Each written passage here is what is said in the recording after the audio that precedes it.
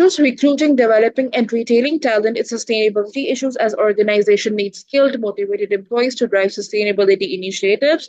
Employee engagement and sustainability can be a competitive advantage that is, again, a uniqueness. For example, Google invests in sustainability-oriented employee development programs and provides incentives for the employees to contribute to the company's green goals, such as reducing carbon footprints and innovating the sustainable technologies. Now, this is the real example.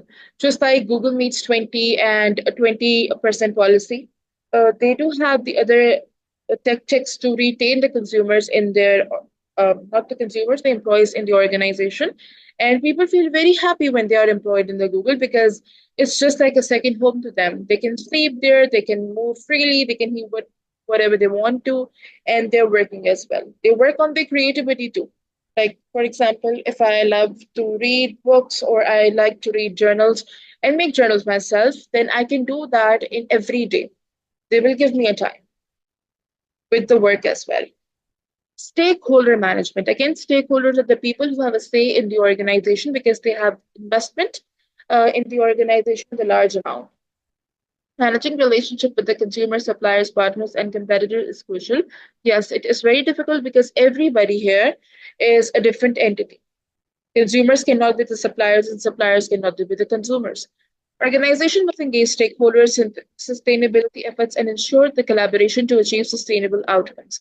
That is, we need to always do research that which organizations, for example, IKEA works closely with the suppliers to ensure sustainable sourcing of raw materials like wood and cotton. The company also involves consumers by encouraging them to adopt the sustainable practices such as recycling and using energy efficient products. Now, this is a real example again for you people that this company, IKEA, is a well known. It has a different branches in every country. They are working on the sustainability practices. Why? Because they know that it's important. Secondly, it's ultimately helping the organization. If you use the sustainable packages, tactics, your cost is reducing and the profit is emerging in large amounts. You're satisfying the consumers too, the government too, the environment too, the globe too, and you're earning high profits. Because in the start, when you are working or including CSR and sustainability, it is expensive. You're not going to retain the profit in the short run, but in the long run, it is going to be perfect situation for you people. That's why they're working on woods mostly. Yeah, that's right. Then we have good governance. Effective governance is essential for driving sustainability, broad diversity, transparency, and ethical decision making play a crucial role in ensuring accountability and long-term sustainability. Again, you are being sustained by a excellent surveillance. It could be by the government, it could be by the regulatory bodies, it could be by any NGO too. That they're guiding you up that how you can actually work with the sustainability factor and it is going to gain you profit. Just like you have seen different shows, they are sponsored by different companies. So they are showing their talent to the people, but they are being backed financially by different companies. For example, Ma'am, can you repeat again good governance once again? I perfectly didn't understand. all right. The governance is when you are backed by the proper authority, a regulatory framework. It could be an NGO as well, or it could be any social awareness platform through which they actually guide you and help you and sponsor you with the finance and proper guidance that how you can sustain with the sustainability factory in the organization. Because it's not easy. As I said, it's very expensive and it takes time and patience too. So when you are backed by different companies, your fellows, competitors, then the situation gets easy for you. And when you are registered in the stock exchange as well, when you have gained enough position, then you are transparent too. You are showing the actual position to them. They're not fake. For example, Unilever has established clear. Yes, ma'am, it's clear now. Okay. All right. A governance framework with the sustainability is embedded at the board level. That is the one where all the competitors, the board members are sitting. The company's leadership prioritize ESG, sorry, environmental, social, and governance.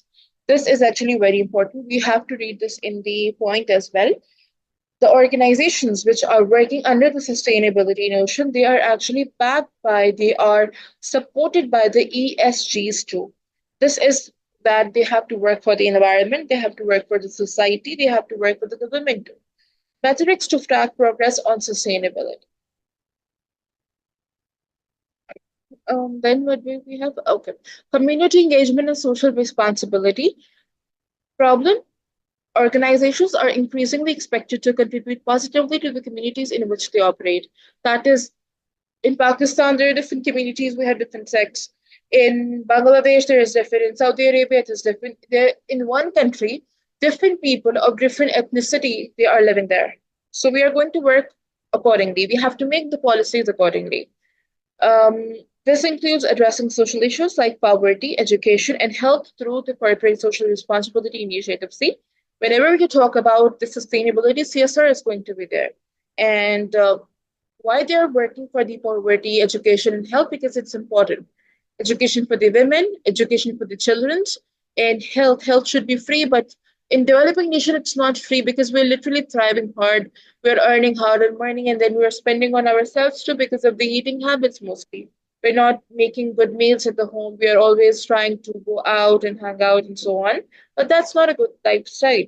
Poverty. The people, the nation, which is not able to produce goods enough, they can definitely talk with their fellow neighbors. That is, for example, if I'm in Pakistan, I can have a contribution with Afghanistan and Iran, and we have a trade bloc through which we do tradings of different things. Like wheat is supplied all around the world. Our canned products are banned though, but the mangoes, they are literally supplied everywhere. So it's a export from us. Example: Starbucks Community Stores initiative aims to support underserved communities by hiring local talent, offering training programs, and reinvesting profits back into the community. That is, the people who are not, enough to support or not support, afford. They're not able to afford these kinds of things. They are trained first, and then they are hired by them, and that's a good initiative. It's not done by Tim Hortons or the other brands, but it's only for the Starbucks. Okay. Environmental impacts, performance, and priorities. Problem: organization must regularly assess and reduce their environmental impacts. With that, this includes monitoring and reporting of the key performance indicators, KPIs, like carbon emission, water usage, and waste management. Now, these are the problems which are associated to the environment by us, by the humans. And we need to solve that. How? By using those metrics, those measures, which ultimately curb the situation. For example, the European Union Emission Trading System, ETS, encourages companies to reduce carbon emission by setting the limits and creating a market for the carbon credits. That is, you can only produce certain amount of carbon dioxide through your organization. And they do have a metrics, they do have a meter to calculate it. Incentivizing the business to lower their environmental impact. How do they do that? By giving them surplus amount of profit or giving them a space, by making or doing the tax evasion easy for them, that is paying less taxes or just omitting the taxes from them. This way, they are actually encouraging the environment to be a happy place for the habitat for the people to live in. Ma'am, can you explain in short once again about the managed sustainability? Just in short, like in one line Yeah, at least. sure. Managed sustainability is all about being prolonged, being sustained, being successful in the longer run. Now, this should not be against the laws which are by the government, by the nature. We have to work ethically in the boundaries, in the limit, and then we are going to work with the profit, that is profit maximization, and we're going to benefiting the society. Because there are so many businesses which are working unethically. They do not take this into account that the nature matters. The around the world, the species, um, local people, local humans, children, their lives matter, their ethnicity too matters. Just the goal is they have to work day and night. Like There are so many organizations which are working against it. Coca-Cola is one of it. Unilever was one of it. Now it is not because they have working on sustainability living plan, and yeah, just like McDonald's, they have done a good deal with the farmers, with the local farmers, from which they actually source their potatoes for the fries. So these are those steps which they take for the sustainability, making them or their work prolong for a longer period of time. That's what whole sustainability is. It's not easy to. It counts a lot of money, lot of time, patience, and then you are actually labeled as a sustainable organization. Okay. Two of the students in the class clear? Yes, ma'am, it's clear now. Okay. Natural disasters and public health issues. Events like natural disasters and pandemics like COVID-19 pose risk to both organizations and society. Businesses must develop resilient strategies to mitigate these risks and support public health efforts. Now, the problem is we do not know when the natural calamity or disaster is going to hit you. It's always a natural thing. It just comes in a blink of an eye. We do not know anything about it. But what we could do is we can take precautionary measures. The people who are sitting at the meteorology and the nature department, which are working for us people, for the globe, they know that when, where, and how things are going to happen because they have learned about the geology and stuff. That's the reason. So we can take the efforts accordingly and measures too. Like the COVID-19 pandemic forced many companies to rethink their supply chains and workforce management. Before that, everything, not everything, majority was mankind made of thing, labor kind of thing. Nothing was online. Now, online groceries, shopping, education, certifications, literally each and everything is getting online. Even when you are trying to get a passport for another country or visa, the biometrics which is required for the passports, it can be online. Like literally everything is online now. Ma'am, even for our health checkup, which we couldn't do in physically, so we had to go through everything online. Even our own health. I remember it was like when we were in the UK and in the NHS, just a Mm. minor cold, literally a minor cold. They used to send us the whole COVID kit, the one which we threw with our nose and stuff, and then we used to check whether we are positive or Yeah. not. Every Yes, ma'am. First, whether it's a major cold, but first we need to go for a COVID test. Then they will prescribe you. yes, and it was Like online, the like it was through the mail. We were not allowed to visit the hospital until and unless where our health was deteriorated. We were Ma'am, unable to. ma'am, even for nowadays, not nowadays, like maybe after 20 or 2021, that time when we came back to normal life, even though we had a mild cold, just normal like cough and just a cold, just Yeah, few thing. But still, doctors like they want us to test COVID. Then yes, they will prescribe you a medicine. Without that, no medicine. exactly. Climate change, environmental, social, and governance ESG evaluation criteria. That is how we're going to end it. ESG, that's the environmental, social, and governance, is a criteria which is increasingly used by the investors, the people who invest in the organization.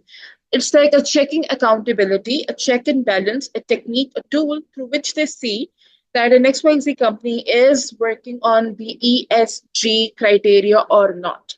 Then they are gonna invest a big amount, a big chunk amount in your company.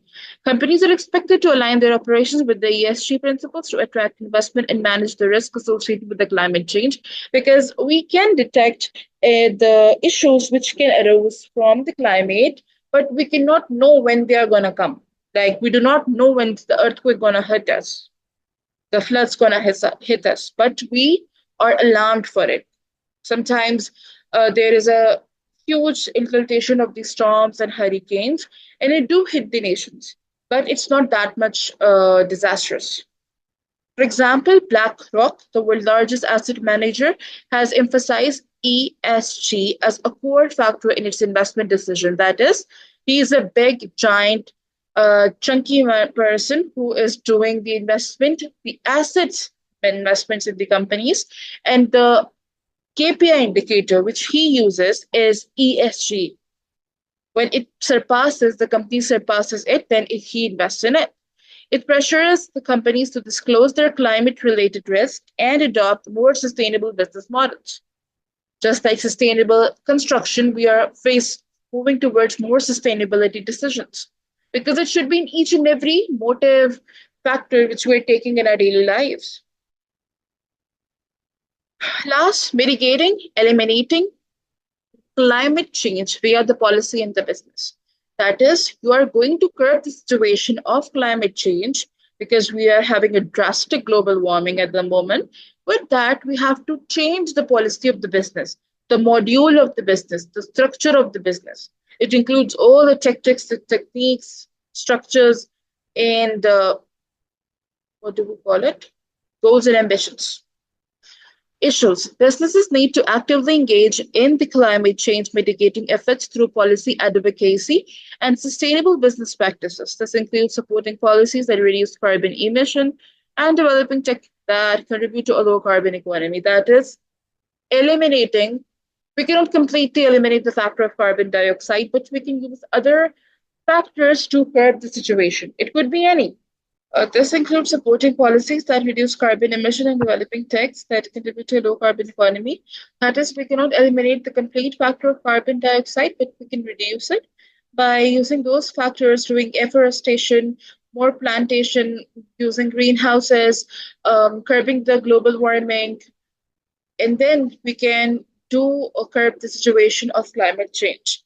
For example, Tesla's mission to accelerate the world's transition to sustainable energy is an example of a business driving climate change mitigation. Its electric vehicles and solar energy products are designed to reduce their reliance on fossil fuels and curb the global warming. Now, its model, its technique is quite different from the world, from different organizations. This is a company which is producing EV cars, and they are working on what? On the sustainability of the energy. That is how we can sustain the energy for a longer period of time. Because if we're not using the correct measures, then one day we are going to run out of the oil, gas, the proper CNGs, and so on. So we need to use those metrics which are actually going to be a solution rather than a problem. Concluding it, managing sustainability in the organizations involves addressing a broad range of environmental, social, and governance issues. So, managing sustainability is what is actually working on talking about the broader range, a bigger range, a higher view of environmental, social, and governance issues. That was ESG's factor, through which big investors do the investments in companies in the sustainability factor. Companies that proactively addresses these challenges not only contribute to the global sustainability efforts, but also enhance their resilience and competitiveness. Proactive measures means that we're not going to only talk, we are going to take the measures accordingly. If it is important for the organization, we are going to take the action accordingly. And that's the whole sum of what managing sustainability is. And in the next class, we are going to have a talk about SDGs, 17 SDGs goals. And with that, we are going to complete rest of the LO1, that is 1.2 and 1M1. These are the references, and this is the link of SDGs which you have to read. We are done with today's lecture. Any question, any problem, you can ask. Miss, we have to read the recent updates, right? Yeah, just a general idea to know that what is going on. All of them, like all the 17? No, you can select, it's all your choice. If you want to go for 2, 5, 9, your choice. Like according to us, maybe one of them we can talk about. Yeah, like according to us, if you like number 1 more, just go ahead. Make small notes so we can have a discussion in the class. It is interesting. It's not going to be boring, inshallah. Okay, ma'am. Yeah, that's it. Clear? Everything? Yes, ma'am.